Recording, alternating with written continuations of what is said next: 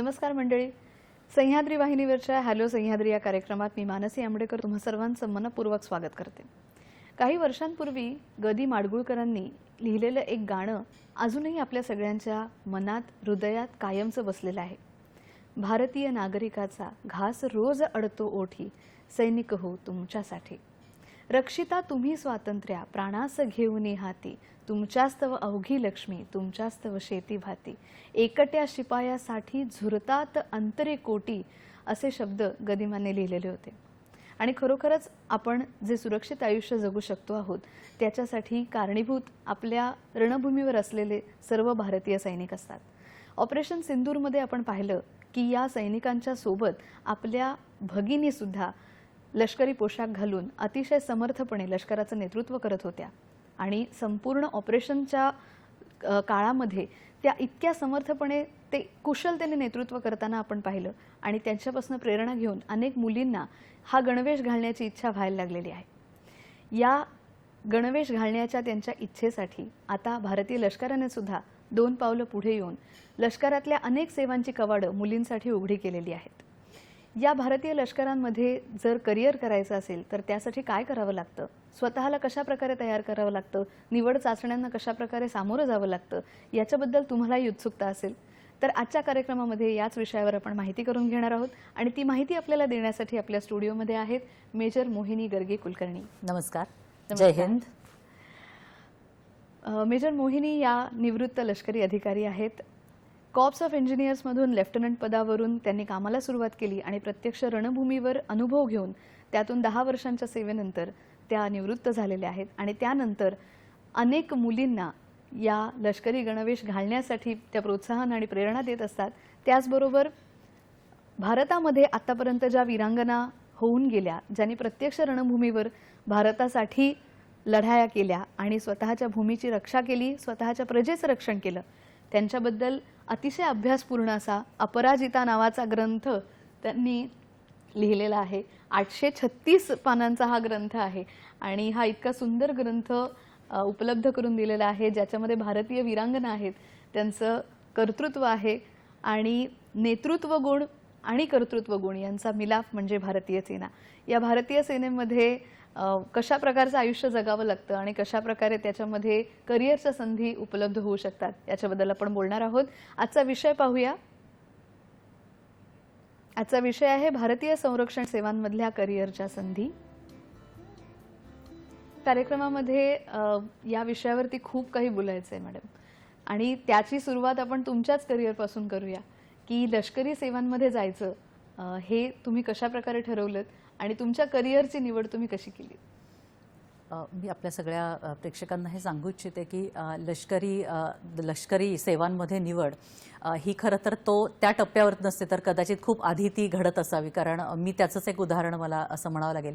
कारण लहानपणापासून युनिफॉर्म घालायचं असं काही स्वप्न नव्हतं, पण तरीही एका मध्यमवर्गीय कुटुंबामध्ये वाढताना खूप चांगले संस्कार मला मिळाले. राष्ट्रभक्ती हा त्यातला महत्त्वाचा गुण होता. आणि त्यानंतर बहुआयामी व्यक्तिमत्व साधारण कशा प्रकारे घडतं ह्याची आज आपण जशी चर्चा करतो तसं ते नकळत कुठेतरी घडत गेलं. आणि स्वतःसाठी आपण स्वतः प्रयत्न केले पाहिजेत. हे स्वावलंबन कुठेतरी घरातनं मिळालं. उद्धरेत आत्मनात्मनन, आपणच आपल्या म्हणजे प्रगतीसाठी प्रयत्न केले पाहिजेत. त्यानंतर कुठेतरी एक स्त्रीची समर्थ अशी प्रतिमा मला सगळ्यांपुढे प्रस्थापित करायला आवडेल असं कुठेतरी लहानपणापासून मला वाटत होतं. मग त्यानुसार आपला वर्दी असेल आपली किंवा आपलं शस्त्र प्रशिक्षण असेल तर अशा प्रकारे आपण करावं ह्याची बीजं कुठेतरी त्या काळामध्ये रुजली गेली. आणि महाविद्यालयीन जीवनामध्ये कारगिल वॉर हे आपल्या सगळ्यांना माहिती आहे की अक्षरशः हा तारुण्याची व्याख्या ज्या सगळ्या हिरोजने बदलली. तर त्यांच्याविषयी वाचताना देखील खूप अंतःकरण भरून यायचं आणि असं वाटायचं की खरोखर या परंपरेचा जर भाग आपल्याला व्हायला मिळालं तर किती चांगलं होईल. आणि मग मी हळूहळू मिलिटरी कॅम्प्स केले काही. त्याच्यामध्ये मला हॉर्स रायडिंग असेल, रायफल शूटिंग असेल, अशा अनेक गोष्टी करायला मिळाल्या. आपल्याला ही गोष्ट हळूहळू जमतीये, यातनं आत्मविश्वास वाढत गेला. आणि पदव्युत्तर शिक्षणाच्या टप्प्यावरती मी अतिशय प्रॅक्टिकली ह्या सगळ्या म्हणजे संरक्षण दलांचा करिअर म्हणून विचार केला. त्याच्यात कोणती आव्हानं आहेत, कशा स्वरूपात हे काम असतं, ह्या सगळ्या गोष्टी जाणून घेतल्या आणि त्या परीक्षांना सामोरी गेले. कामगार कायद्यासारखा विषय म्हणजे लेबर लॉज सारखा विषय घेऊन तुम्ही पुणे विद्यापीठामधून कायद्याचं शिक्षण पूर्ण केलेलं आहे, म्हणजे पदव्युत्तर शिक्षण घेतलेलं आहे. हे घेतल्यानंतर एक वकील म्हणूनही काम करणं तुम्हाला शक्य होतं, पण त्याच्याऐवजी लष्करी सेवांमध्ये येणं तुम्ही स्वीकारलं. कधीतरी असं भीती वाटली किंवा थोडंसं आव्हानात्मक वाटलं का? नाही, मुळात भीतीच्या नंतर सैनिक घडणं सुरू होतं कुठेतरी, जेव्हा अगदी पहिली पायरी असते की भीती ही काढून डर क्या होता है ये मुझे पता नहीं, अशा प्रकारे एक त्या परंपरेचे जेव्हा आपण हिरोचा अभ्यास करतो, त्यांची चरित्र वाचतो, त्यातनं एक कळतं की नाही, आधी आपल्याला निर्भय व्हायला पाहिजे आणि तेवढा आत्मविश्वास आपल्याला मिळवायला पाहिजे आणि मग आपण पुढे जायला पाहिजे. मी मगाशी म्हणाले तसं राष्ट्रभक्तीचे संस्कार होतेच आणि खरं तर आपण कोणत्याही क्षेत्रामध्ये काम जेव्हा करतो तेव्हा ते योगदान आपल्या राष्ट्राच्या प्रतीच असतं, पण वरती काही वेगळीच ही गोष्ट आहे आणि म्हणून एक सैनिक म्हणून लढायला मला आवडेल. मग त्या टप्प्यावरती ही चॉईस माझ्याकडे होती की आपण पदव्युत्तर शिक्षण घेतलंय कायद्याच्या क्षेत्रामध्ये, तर ते शिक्षण पुढे कंटिन्यू करायचं किंवा जजेसच्या परीक्षाही एक ऑप्शन होता माझ्यासाठी आणि भारतीय सैन्यामध्ये येणं. पण मला असं वाटतं की I choose the path less travelled by, असं मला म्हणता येईल की त्यावेळी खरोखर आजूबाजूला आज जसं आपण बघतो मीडियावरती म्हणा, यूट्यूबवरती आपल्याला अनेक वर्दी घातलेल्या लेडी ऑफिसर्स दिसतात, पण तो काळ तसा नव्हता. त्याच्यामुळे मग जी वाट तेवढी सोपी नाहीये, तर तीच चालायला काय हरकत आहे असा विचार मी केला. म्हणजे आपण प्रत्येक वेळी वाय हा शब्द विचारतो, म्हणजे प्रश्न विचारतो, पण वाय नॉट असा प्रश्न मी स्वतःला विचारला आणि ज्याचं कदाचित जे क्षेत्र आपल्यासाठी पूर्ण नवीन आहे, खरं तर खडतर आहे खूपच, तर असं काहीतरी आपण करूया, कारण सोप्या गोष्टी करण्यासाठीच आपण का नेहमी पुढे जावं असं मला वाटलं आणि मी या क्षेत्राकडे वळले. खरं, प्रत्यक्ष कामाचा अनुभव जेव्हा तुम्हाला घ्यायला मिळाला त्याच्या आधी तुमचं अतिशय खडतर असं प्रशिक्षण पण झालं. तर OTA म्हणजे ऑफिसर्स ट्रेनिंग अकॅडमी चेन्नई इथून जेव्हा तुमचं प्रशिक्षण झालं, तो प्रशिक्षणाचा काळ कसा होता आणि एकंदर जसं आम्हाला चित्रपटांमध्ये वगैरे पाहायला मिळतं तितकं खडतर असं प्रशिक्षण तिथे असतं का? होय, तेवढं खरंच तिथलं खडतर असं प्रशिक्षण असतं. मुलींसाठी सुद्धा शॉर्ट सर्व्हिस कमिशनचा तो 1 वर्षांचा असा मोठा आव्हानात्मक काळ आहे आणि खरं तर एक महाविद्यालयीन युवती जी पदव्युत्तर किंवा पदवी लेवलपर्यंत शिकलेली असते, तिच्यापासून ते ती समर्थ अधिकारी म्हणून जेव्हा बाहेर पडते अकॅडमीच्या, तर हे जे आपण रूपांतरण बघतो, तर ह्याचं सगळं श्रेय मी म्हणेल की त्या प्रशिक्षण व्यवस्थेला आहे आर्मीच्या, जी सर्वप्रथम आमच्यातले सगळे मेंटल बॅरियर्स दूर करते की मी कुठेतरी मुलगी आहे, मी अमुक प्रांतातली आहे, माझी भाषा ही आहे, माझं शिक्षण हे आहे, अशा अनेक ओळखी त्या पुसल्या जातात आणि सगळ्यात महत्त्वाचं म्हणजे मी एक भारतीय सैनिक आहे ही ओळख आमची तिथे तयार होते. त्या ड्रिल स्क्वेअरवरती आम्हाला चालायचं कसं, उभं कसं राहायचं, ड्रिल कसं करायचं, ह्या इथून ते अगदी आम्ही बोलायचं कसं किंवा वेगवेगळी शस्त्र आम्हाला तिथे शिकवली जातात आणि मुलींसाठी सुद्धा कोणतंही शस्त्र हे म्हणजे मुलीसुद्धा अपवाद नाही आहेत ह्या क्षेत्रामध्ये, सगळ्या प्रकारची शस्त्र त्यांना शिकवली जातात. आमचे वेगवेगळे सर्व्हायव्हल कॅम्प्स होतात की आपण बघतो की कुठलीही नैसर्गिक आपत्ती असेल किंवा एखादा ब्लास्ट असेल तर तिथे सगळ्यात पहिले भारतीय सैन्य तिथे येतं आणि ते क्षणार्धामध्ये परिस्थितीचा ताबा घेतं. तर अशा पद्धतीने कितीही कठीण परिस्थिती असो, मग ते दलदलीने भरलेली जंगलं असोत किंवा पोखरणचं तप्त वाळवंट असेल किंवा पूर्वांचलातली विशिष्ट प्रकारची भूमी असेल, काश्मीरमधले म्हणजे बर्फाचे सगळे पहाड असतील, तर या कुठल्याही भूमीवरती अत्यंत आव्हानात्मक अशा परिस्थितीमध्ये तग धरून कसं राहायचं आणि तिथे पुढे लढणं, ह्या सगळ्या गोष्टी. तर यासाठीचं सगळ्यात महत्त्वाचं म्हणजे बळकट मन आणि बळकट मनगट तिथे तयार केलं जातं आणि त्यानंतर हे बिंबवलं जातं की हा एकटीचा प्रवास नाहीये किंवा हा एकट्याचा प्रवास नाहीये, तर हा आम्हीचा प्रवास आहे. मी पासून ते आम्हीपर्यंतचा हा जो प्रवास असतो तिथे कॉपरेशनला खूप महत्त्व आहे, टीमवर्कला महत्त्व आहे. त्याच्यामुळे आमच्यातला मी हा कुठेतरी मागे पडतो आणि आपण सगळ्यांनी मिळून इथे जिंकायचं आहे अशी वृत्ती हळूहळू तिथे घडत जाते आणि मग अनेक आव्हानांना आणि अनेक गमती सुद्धा होतात. खूप सिरियस अशा सुद्धा काही क्षण असतात जिथे आम्हाला हे जाणवतं की सर्वोच्च बलिदान देखील आपण या देशासाठी करायला आता सज्ज होणार आहोत. अशाही क्षणांची म्हणजे तिथे समाविष्ट असतात असे अनेक क्षण. तर ह्याच्यानंतर एक सैनिक घडतो, आमच्यातला एक सैनिक अधिकारी घडतो, म्हणजे लष्करी अधिकारी घडतो आणि त्यानंतर शपथविधी घेऊन एक शपथ घेऊन आम्ही सुरक्षेची, राष्ट्राच्या सीमांच्या सुरक्षेची शपथ घेऊन आम्ही तिथून बाहेर पडतो. वा, किती मोठी सगळी ही प्रक्रिया आहे. पण मग त्याच्यामध्ये कधीतरी असं होतं का की शरीर थकतं, मन थकतं, काही वेळेला अशी आव्हानं येतात की ज्यांची आपण कल्पनाही केलेली नसते. मग अशा वेळेला स्वतःला पुन्हा त्या नवीन जबाबदारीसाठी किंवा त्या प्रसंगासाठी तयार ठेवणं, हे तुम्ही कसं साधलं? सेल्फ मोटिवेशन हा खूप महत्त्वाचा ह्याच्यामधला एक गुण आहे. तो निवड प्रक्रियेमध्ये सुद्धा आपल्याला तो हवा असतो. कारण जे काही प्रशिक्षण आम्हाला घडवतं ते प्रशिक्षण घेण्यासाठी मुळात आपलं मन पात्र आहे का आमचं हे पहिले बघितलं जातं. तर त्याच्यामध्ये सगळ्यात महत्त्वाचं म्हणजे सेल्फ मोटिवेशन. म्हणजे कुठेतरी आपण एखाद्या कारणामुळे किंवा आजूबाजूच्या परिस्थितीमुळे आपण जे काही काम करतो त्याला मर्यादा येतात. पण मन सकारात्मकतेने जेव्हा पूर्णपणे भरून जातं तेव्हा कितीही वेदना आपल्या शरीराला सहन कराव्या लागल्या किंवा समोर कितीही आव्हानं आली तरी सुद्धा त्याच्यासाठी आपण सदैव उभे असतो. तर माझ्याही आयुष्यामध्ये अनेक अवघड क्षण आले. मुळात प्रशिक्षण सुद्धा खूप अवघड असतं आणि त्यानंतर जेव्हा माझी पहिली पोस्टिंग झाली ती इंटेन्स काउंटर इन्सर्जन्सी एरियामध्ये मी जाऊन पोचले काश्मीरच्या. तर तिथे सुद्धा ही सगळी जी वाट होती ही आव्हानांनी भरलेली होती. आणि जसं आपण भगवद्गीतेमध्ये म्हणतो की म्हणजे अर्जुन म्हणतो की माझ्या हातातलं शस्त्र आता गळून पडतंय, हे कृष्ण मी लढू शकत नाही. तर तशी अक्षरशः तशीच परिस्थिती ही सैनिकाची होत असते, सैनिकी अधिकाऱ्यांची सगळ्यांची होत असते आमची.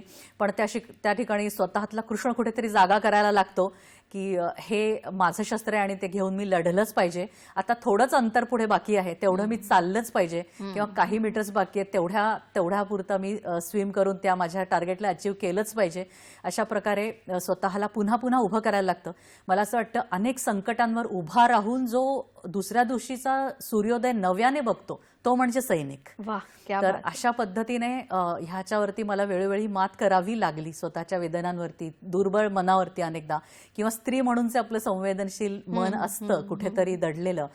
तर अनेक मोठ्या संकटांना सामोरं जाताना ती एक कुठेतरी महाविद्यालयातनं पासआउट झालेली मुलगी असते तर ती सुद्धा दडलेली असते. तर अशा ठिकाणी पुन्हा एकदा त्या वर्दीचं जे ती परंपरा असते किंवा त्या वर्दीची शक्ती असते ती सुद्धा अनेकदा प्रेरित करते आणि आपण ती संकट त्यावेळी पार करून जातो असा अनुभव आहे मला. मला सांगायला अतिशय आनंद वाटतो. मंडळी, मेजर मोहिनी गर्गे या मराठवाडा विभागामधून लष्करी ताफ्यामध्ये सामील होणाऱ्या पहिली मुलगी त्या काळामध्ये होत्या आणि त्याचं कुठेतरी असं म्हणजे घरच्यांपासून लांब राहायचंय किंवा अशा आता तुम्ही म्हणालात तसं काश्मीरसारख्या एखाद्या आव्हानात्मक रणभूमीवर प्रत्यक्ष काम करायचंय तर त्याचं कुठेतरी दडपण आलं नाही का? आणि काश्मीरमध्ये प्रत्यक्ष रणभूमीवर काम करतानाचा एखादा अनुभव आम्हाला सांगाल का? खरोखर आपण आपल्याला कोशामधनं बाहेर पडायला लागतं. म्हणजे मला आजच्या युवतींसाठी काही ओळी म्हणायच्या वाटेल की सूरज जैसा तपना है तो सूरज जैसा जलना होगा, नदियों सा आदर पाना है तो पर्वत छोड़ निकलना होगा. त्याच्यामुळे माझं विश्व देखील खूप लहान होतं त्या काळी आणि हळूहळू त्या कोशातनं मी बाहेर पडत गेले आणि आपली वाट आपल्याला आखायला हवीच हा एक कुठेतरी दृढनिश्चय मनाशी होता. आणि काश्मीरचा विषय तू काढला सर, तो खूपच मनाच्या अगदी म्हणजे जवळचा आहे. कारण खरं आर्मी लाईफ बघायचं असेल तर ते काश्मीरच्या त्या पर्वतांमध्ये बघायला मिळतं. कारण तिथलं मुळातच हवामान खूप कठीण असतं आहे म्हणजे, आणि सतत होणारी जी बर्फवृष्टी असते तर त्याच्यामध्ये आपण स्वतःला फिट ठेवणं, त्यानंतर आपली उपकरणं, आपली शस्त्रास्त्र ह्याची काळजी घेणं आणि ह्या सगळ्या गोष्टी एकीकडे असतात. दुसरी गोष्ट म्हणजे सतर्कता. 24/7 हा शब्द आपण इतका आत्ता प्रकर्षाने वापरतो किंवा खूप फ्रिक्वेंटली तो वापरतो, पण तिथे खरोखर तसं सतर्क राहायला लागायचं.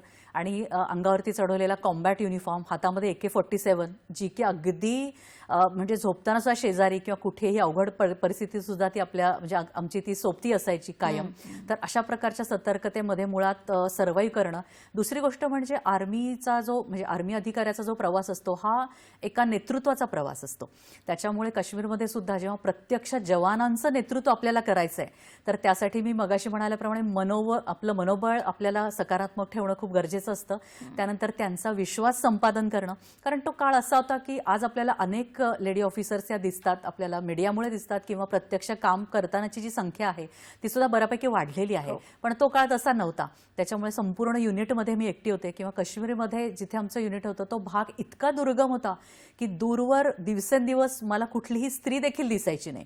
आणि तो इंटेन्स काउंटर इन्सर्जन्सी असल्यामुळे तिथे कुठलंही कुटुंब राहण्याची परवानगी नव्हती. त्याच्यामुळे अधिकाऱ्यांच्या पत्नी किंवा मुलं ह्या देखील तिथे दिसायच्या नाहीत. तर अशा ह्या वातावरणामध्ये सगळ्यात महत्त्वाची गोष्ट म्हणजे मी मुळात एक मुलगी किंवा स्त्री आहे हे स्वतः विसरणं हे माझ्यासाठी खूप चांगला उपाय होता.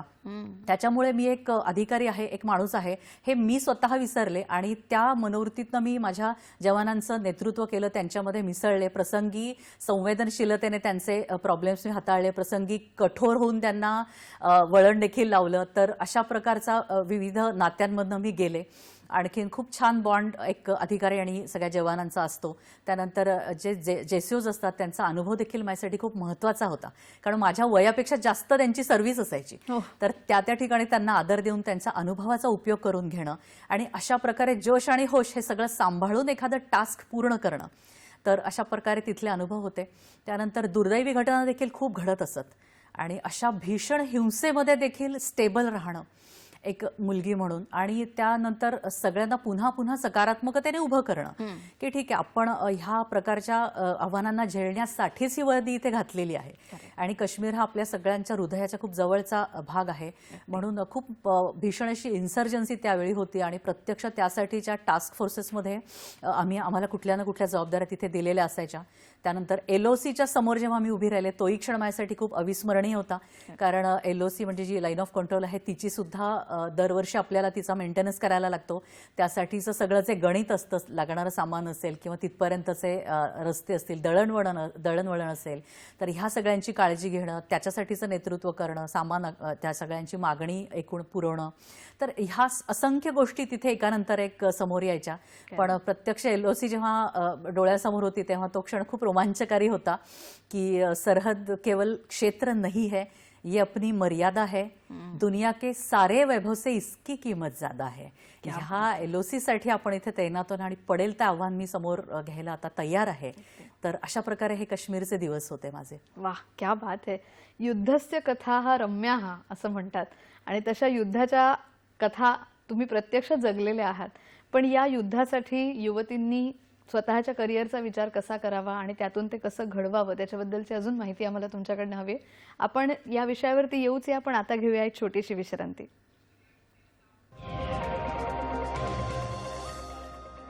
हॅलो सह्याद्रीमध्ये आज आपण भेटलोय मेजर मोहिनी गर्गे कुलकर्णी यांना आणि आज आपण त्यांच्याकडून जाणून घेतो आहोत भारतीय लष्करामधल्या वेगवेगळ्या करिअरच्या संधी. मॅडम, तुमच्याशी या करिअरच्या संधींबद्दल आपण चर्चा करतोय, पण आपल्या कार्यक्रमामध्ये फोन आलेला आहे. मंगला आपटे पुण्याहून आपल्याला प्रश्न विचारतात. नमस्कार. नमस्कार. मला असं विचारायचं की निवृत्ती जे लोक झालेले आहेत तर तिथे तुम्हाला शिक्षण देतात का ते मुलांना, की त्यांचं राहणीमान कसं असतं, झोपण्याची वेळ किंवा त्यांनी काय वैयक्तिक पाळायला पाहिजे दिवसभराच्या ह्याच्यात?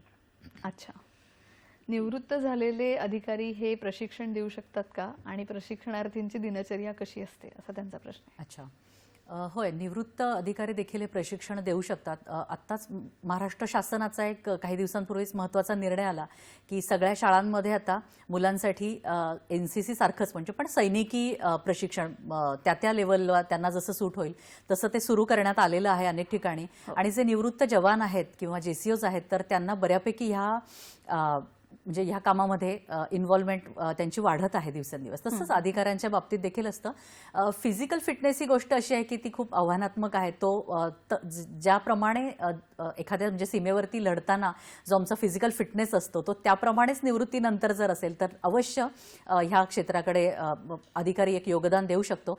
त्यानंतर सकारात्मकता सगळीकडे पसरवण्याचं जे मुख्य काम असतं ते देखील सगळे अधिकारी खूप चांगल्या प्रकारे करताना मंगलाताई मला दिसतात ह्या क्षेत्रामध्ये.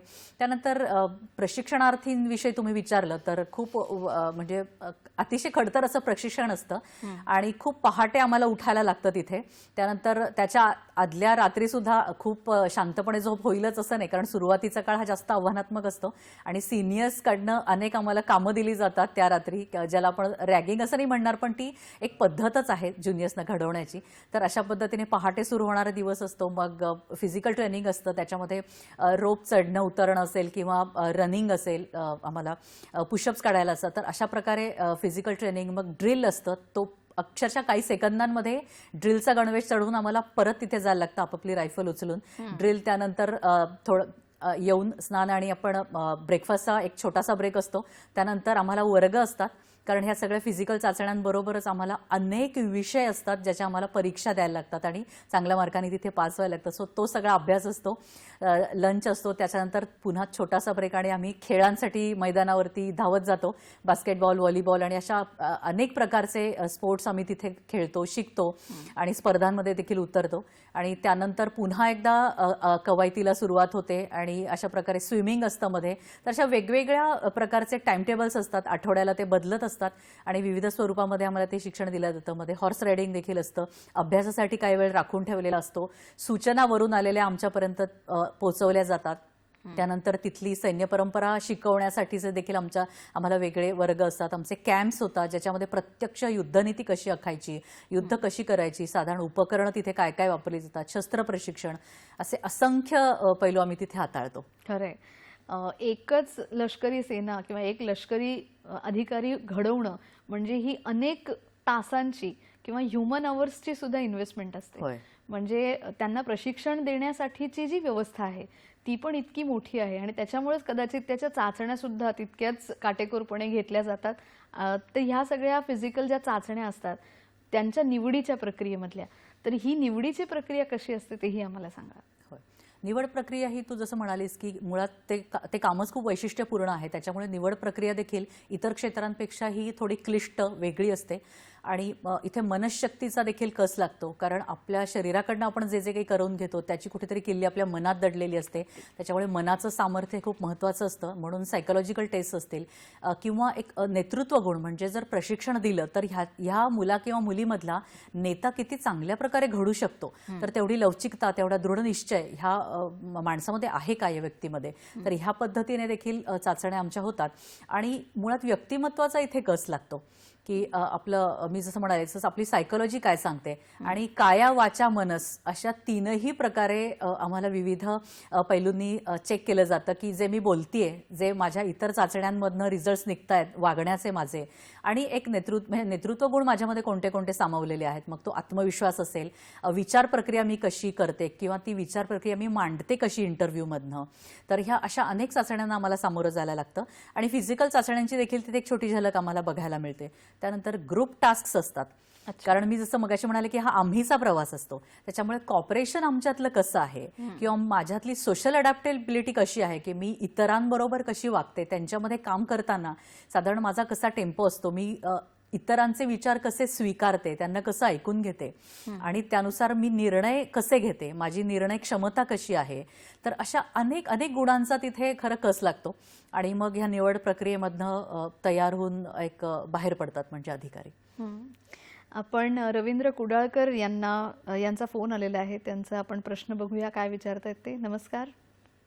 नमस्कार. माझा प्रश्न असा आहे की दुर्गम आदिवासी भाग किंवा दुर्गम ग्रामीण भागातल्या अनेक युवती अशा असतात, हुशारी असते, बुद्धिमत्ता असते, नंतर संरक्षण दलात जॉईन व्हायचं स्वप्न अगदी बालपणापासून पाहतात, पण आत्मविश्वास कमी असतो की इतर शहरातल्या युवा युवतींच्या तुलनेत म्हणा किंवा इतर स्पर्धकांच्या तुलनेत आपण कुठे कमी पडू का. तर हे आत्मविश्वास वाढण्याच्या दृष्टीने त्यांचं नैतिक धैर्य वाढण्याच्या दृष्टीने आपण काही टिप्स द्याल का. धन्यवाद. धन्यवाद. खूपच छान प्रश्न मला वाटतं मानसी हा विचारलेला आहे त्यांनी, की आपला आत्मविश्वास कसा वाढवायचा. मुळात हा स्वतःचा शोध आहे एका प्रकारे. कारण अशा प्रकारे जेव्हा अनेक चाचण्यांचा कस असतो तिथे आपली मुळात आयडेंटिटी आपण कशी तयार करतो लहानपणापासून हे खूप मॅटर करतं. सेल्फ इमेज आपली काय आहे की आपण पाण्यात बघतो आणि त्याला कळतं, त्या मुलाला ती गोष्ट आपल्याला माहिती आहे की पाण्यात आपण तो बघतो तेव्हा त्याला जाणवते की अरे मी तर एक सिंह आहे आणि मी स्वतःला कुठेतरी वेगळ्या प्राण्याच्या स्वरूपामध्ये बघत होतो. तर हे जे रिअलायझेशन असतं ह्याच्यामध्ये पालकांचा देखील खूप मोठा सहभाग आहे की त्या मुलाची सेल्फ इमेज घडण्यामध्ये आपण काय काय करू शकतो. कारण आत्मविश्वास अगदी लहानपणापासूनच वाढण्यासाठी आपल्याला प्रयत्न करायला लागतात, ते केले पाहिजे, ते खूप महत्त्वाचं असतं. आणि दुसरं म्हणजे दोन्ही पैलू आपल्याला महत्त्वाचे आहेत. एक तर एक वेगळी आयडेंटिटी आपली आपण लहानपणापासून किंवा कळत्या वयापासून तयार केली पाहिजे आणि स्मार्ट दिसण्यापेक्षा आपण स्मार्ट असणं जास्त महत्त्वाचं आहे. अशी एक आयडेंटिटी आपण तयार केली पाहिजे की जी खरं तर जिला काहीतरी धक्का लागणं हे सहजासहजी शक्य नाहीये.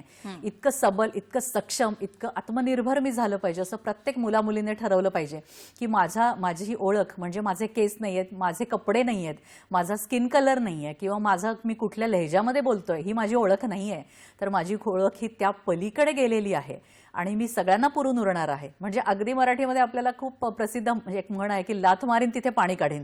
हा जो आत्मविश्वास आहे तर हा घेऊन जर आपण प्रत्येक चाचण्यांना सामोरं गेलं तर मला नाही वाटत की अपयशाला आपल्याला सामोरं जावं लागेल.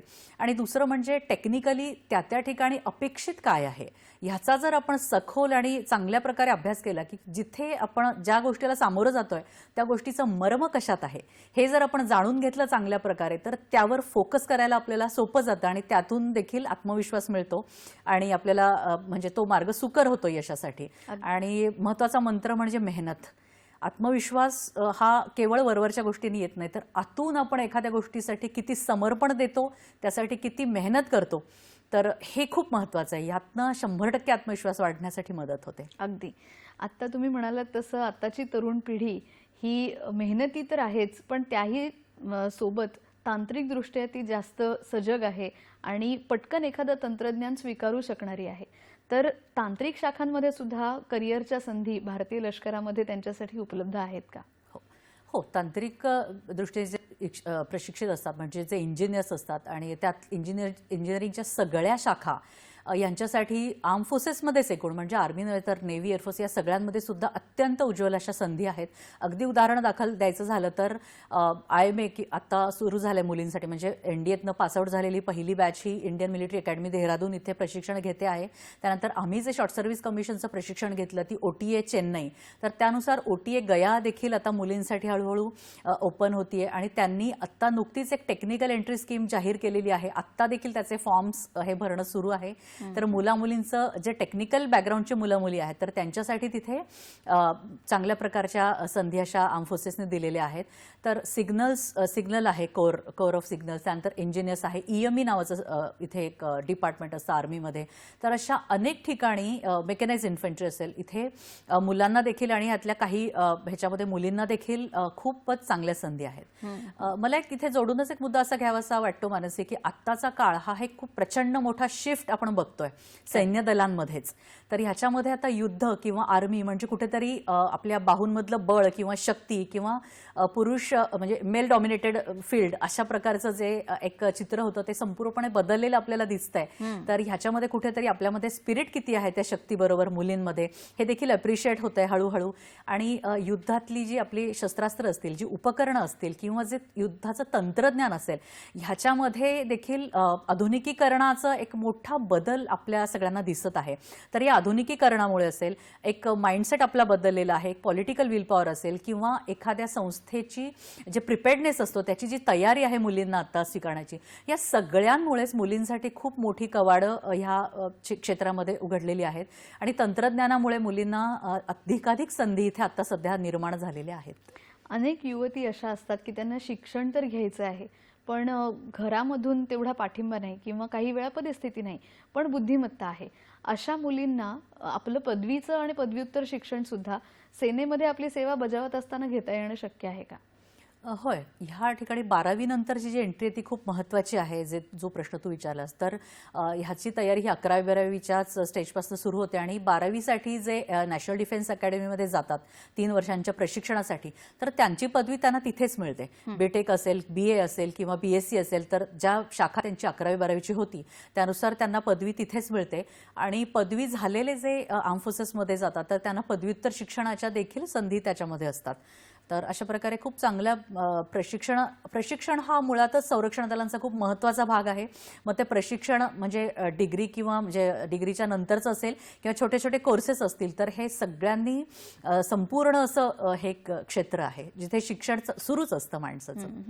आता तुम्ही सुद्धा सेना दलांमध्ये आपली सेवा बजावून त्यानंतर तिथून बाहेर पडलात आणि त्यानंतर वेगवेगळ्या क्षेत्रांमध्ये आता तुम्ही काम करत आहात. तर तसं स्वतःच्यासाठी अल्टरनेटिव्ह म्हणजे काहीतरी एक पर्यायी करिअरचं क्षेत्र म्हणून सुद्धा आता मुलांनी त्याचा विचार करावा का? हो, मला असं वाटतं की आजचा काळ हा अत्यंत प्रॅक्टिकल असा काळ आहे. किंबहुना मी देखील या सगळ्या चाचण्यांना सामोरे गेले तेव्हा मी खूप प्रॅक्टिकल होते आणि तू म्हणालीस असं पर्यायी करिअरचा विचार करूनच मी या सगळ्या चाचण्यांना सामोरे गेले.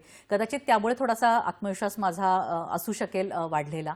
तर हा विचार करणं खूप गरजेचं आहे. आपण अनेक अधिकाऱ्यांच्या मुलाखतींमध्ये असं ऐकतो की मला लहानपणापासूनच वर्दी घालण्याचं स्वप्न होतं किंवा मी माझ्या घरातली 2री-3री पिढी आहे हा गणवेश चढवणारी.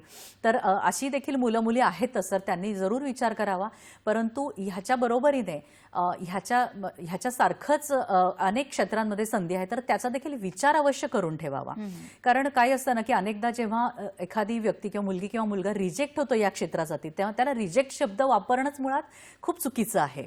तर त्या ठिकाणी तुम्ही फक्त या ठिकाणी म्हणजे सुटेबल नाही आहात किंवा त्या पर्टिक्युलर वेळी त्या वॅकन्सीज तिथे नाही आहेत, असे अनेक अर्थ त्यातनं निघू शकतात. म्हणूनच ती तयारी करून जायचं असतं. म्हणजे मला एक गंमत सांगायला आवडेल, की मला देखील जेव्हा माझ्यासमोर एक पॅनल होतं आणि माझा SSB इंटरव्ह्यू सुरू होता, तर त्या ठिकाणी मलाही विचारलं होतं की इथे तुमचं ह्या अटेम्प्टमध्ये निवड नाही झाली तर तुम्ही काय कराल किंवा तुम्ही तुमच्या रिजेक्शनकडे कशा पद्धतीने बघता. तर तेव्हा देखील मी सुदैवानं असं उत्तर दिलेलं मला पुसट साठवतं, की मुळात मी ह्याला रिजेक्शन मानतच नाही आणि I will definitely do something good in my life. तेवढा आत्मविश्वास माझ्याकडे नक्कीच आहे. वर्दी किंवा कुठलंही करिअर हे एक माध्यम असतं आपल्याला साध्य म्हणजे अचीव्ह करण्यासाठीचं. तर म्हणून स्वतःला चांगल्या प्रकारे जाणून घ्या, हे खूप महत्त्वाचं आहे. आणि त्यानुसार काय काय करिअरच्या संधी तुम्हाला इथे उपलब्ध आहेत, तर त्या तुम्ही लिहून अशा प्रकारचा स्वतः एक आपण म्हणतो की माइंड मॅपिंग करा तुम्ही स्वतःचं. आणि मग ते सगळं करून जाणतेपणाने या चाचण्यांना सामोरं जा. त्याच्याने आपल्याला जी डेप्थ येते आपल्या मनाला, आपला जो एक व्याप्ती येते आपल्या विचारांना, त्यानंतर स्पष्टता येते एक प्रकारे विचारांमध्ये, तर ह्या सगळ्या गोष्टींचा परिणाम यशामध्ये परावर्तित होतो. अगदी. करिअरच्या संधींचा विचार केला तर भारतीय लष्करामध्ये अशा अनेक करिअरच्या संधी आहेत आणि येत्या काळामध्ये त्या अधिक आव्हानात्मकही होत जाणार आहेत. त्याच्याबद्दल आपण बोलूच या, पण आता मात्र घेऊया एक छोटीशी विश्रांती.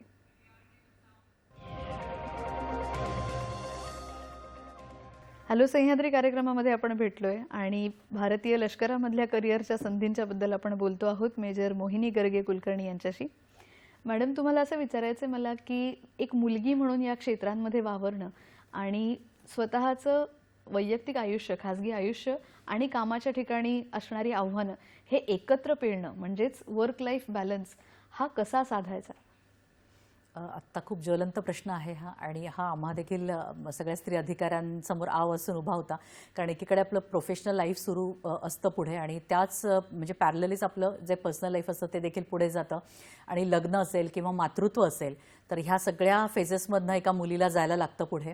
आणि ह्यासाठी देखील वेळोवेळी वेगवेगळ्या व्यवस्था असतील, सुट्ट्या असतील, तर ह्याची तरतूद ही संरक्षण दलांमध्ये केलेली असते. म्हणजे मी देखील 2 मुलींना इथे माझ्या अंगावर वर्दी असतानाच म्हणजे सर्व्हिसमध्ये असतानाच मी जन्म दिलेला आहे.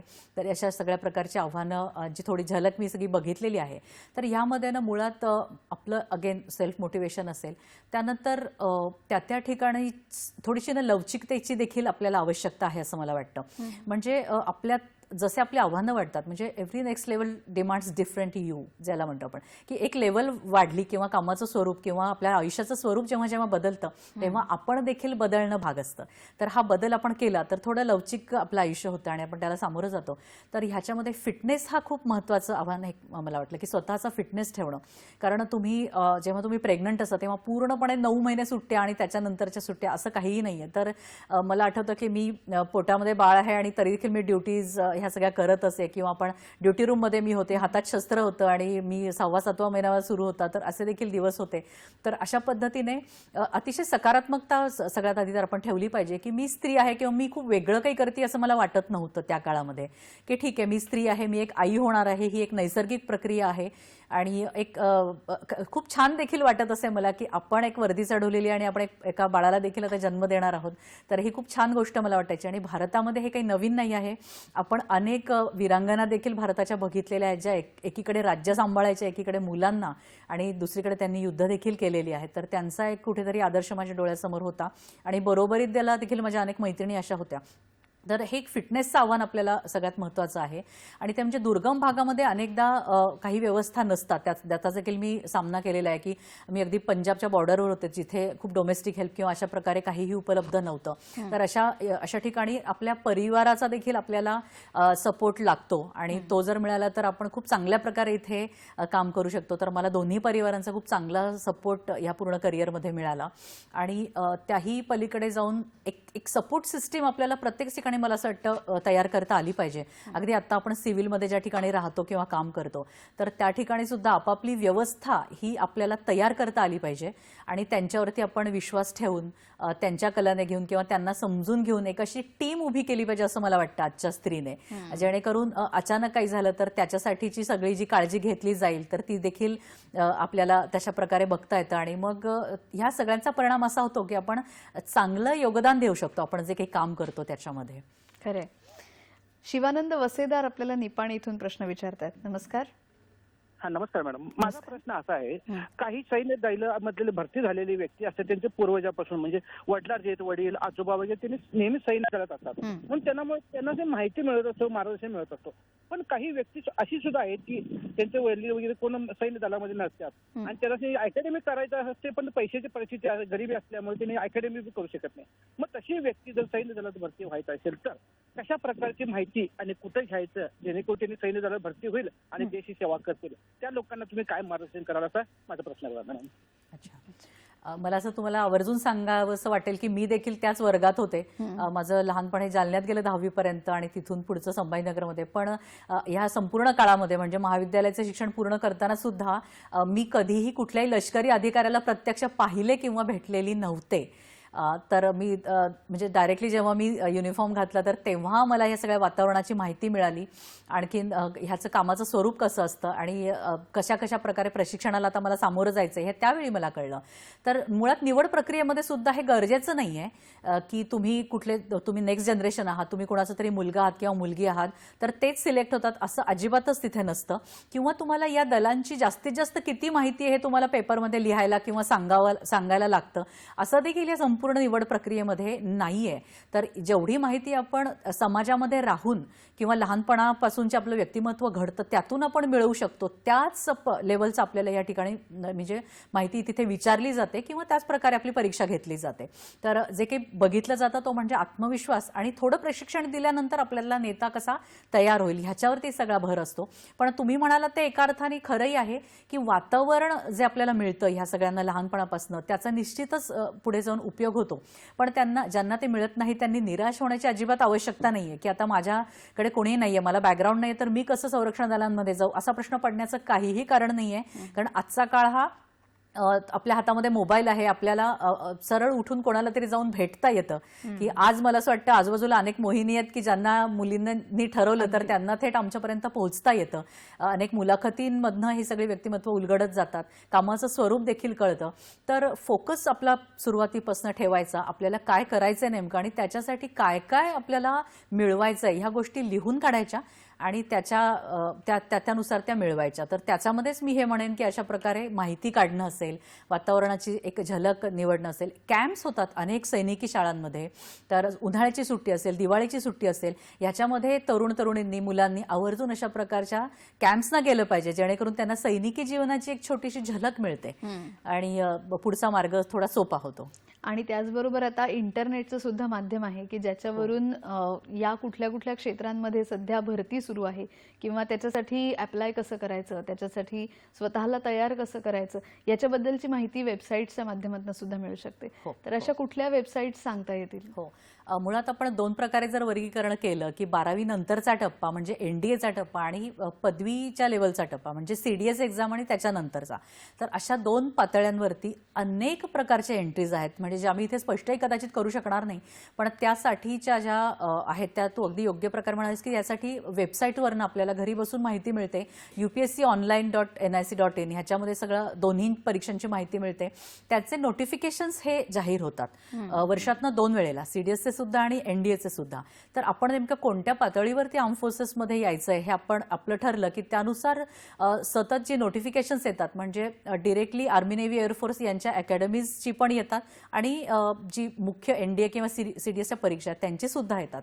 तर ही नोटिफिकेशन्स आपण वेळोवेळी बघण्याची सवय लावली पाहिजे की ही नोटिफिकेशन्स कशी वाचली पाहिजेत. त्यानंतर त्याच्यामध्ये सगळ्या अटी अतिशय विस्ताराने दिलेल्या असतात की तुमची उंची किती पाहिजे, तुमचं वजन किती हवं, तुमचा जन्म साधारण कुठून ते कोणत्या सालांमध्ये, म्हणजे एक्झॅक्टली तुमचं वय किती हवं, फॉर्म भरताना आणि प्रशिक्षण अकॅडमीमध्ये दाखल होताना देखील. तर अत्यंत सविस्तर अशा पद्धतीने या नोटिफिकेशन्समध्ये सगळी माहिती दिलेली असते. तर मी आवर्जून एक मुद्दा सांगेन की पालकांसाठी आणि सगळ्या युवक आणि युवतींसाठी सुद्धा की चक्कपैकी एक वही करा तुम्ही. आणि अनेक या दरवाजे जे आहेत आर्म फोर्सेसमध्ये येण्याचे, तर ह्याच्यामध्ये कोणत्या कोणत्या एंट्रीज आहेत हे लिहून ठेवा. त्यानंतर त्यांचे फॉर्म्स कधी कधी रिलीज होतात ते नोटिफिकेशन्स, आणि त्याच्यामध्ये साधारण कुठल्या अटी असतात, तुमचं शिक्षण कुठल्या प्रकारचं झालेलं आहे, तुमच्यासाठी सुटेबल अशा कोणत्या शाखा आहेत आर्मी नेव्ही एअरफोर्समध्ये तुमच्या. तर हे सगळं केल्याने काय होईल की अगदी अचूक पर्याय तुम्ही निवडू शकाल कमी वेळेमध्ये. त्याच्यामुळे तुम्हाला निर्णय घेणं सोपं जाईल की या तिन्ही दलांमध्ये मला नेमकं आवड कशाची आहे आणि माझं शिक्षण पूरक कशासाठी आहे. तसंच चाचण्या कोणत्या कोणत्या आहेत ज्याला मी सहज सामोरं जाऊ शकेल त्यातले त्यात, आणि पुढचा सगळा तुम्हाला प्रवास त्यातनं देखील सोपा होईल. तर अशा प्रकारे गृहपाठ मी इथे सांगून जाईल. खरंय. आणि त्याचबरोबर joinindianarmy.nic.in ही जी वेबसाईट आहे, या वेबसाईटवर सुद्धा बऱ्याचशा गोष्टींची माहिती त्यांना कळू शकते. आणि अजून एक महत्त्वाची माहिती आपण आपल्या प्रेक्षकांना या निमित्ताने देऊया की जॉईन इंडियन आर्मी जशी आहे तशी joinindiannavy.nic.in ही सुद्धा वेबसाईट आहे. आणि त्यावर सध्या येत्या जानेवारी 2026 पासून जो कोर्स सुरू होणार आहे तो त्याची भरती प्रक्रिया सध्या सुरू आहे. 20 ऑगस्टपर्यंत त्याच्यावर अप्लाय करता येणं शक्य आहे. या सगळ्या प्रक्रियांमधनं जेव्हा एखादा अधिकारी तयार होतो आणि तो आपली सेवा द्यायला लागतो, तर त्यावेळेला त्याच्यात खूप चॅलेंजेस तर आहेतच, म्हणजे खूप आव्हानांचा तो सामना करतोच. पण येत्या काळानुसार, म्हणजे आता ज्याला आपण म्हणतोय की 5th जनरेशन वॉरफेअर आता येऊ घातलेले आहे, 6th जनरेशन कदाचित येऊ शकेल पुढच्या काही वर्षांमध्ये. तर तंत्रज्ञानाचा प्रचंड वापर आता युद्धभूमीवर सुद्धा होतो आहे. किंबहुना असं आपण म्हणू शकतो की युद्धभूमीच बदललेली आहे. संपूर्ण आपलं रोजचं जगणं ही सुद्धा युद्धभूमीसारखीच झालेली आहे.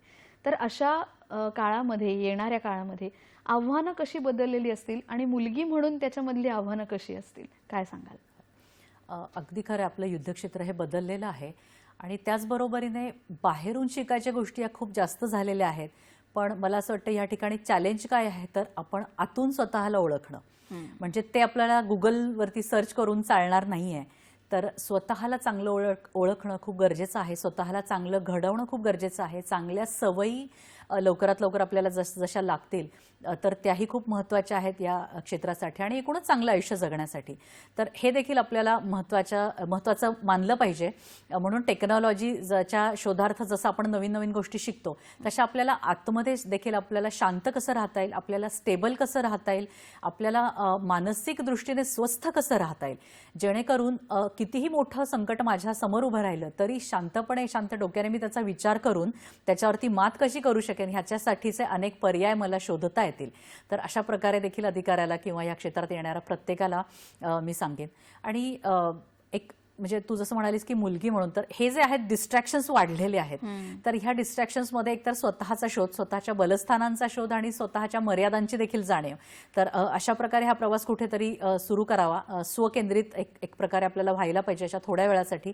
आणि जेणेकरून आपण जर स्टेबल असू तर अनेक आपण ज्या गोष्टी शिकतो फ्लेक्झिबिलिटीने तर त्या आत्मसात करायला देखील आपल्याला सोप्या जातील.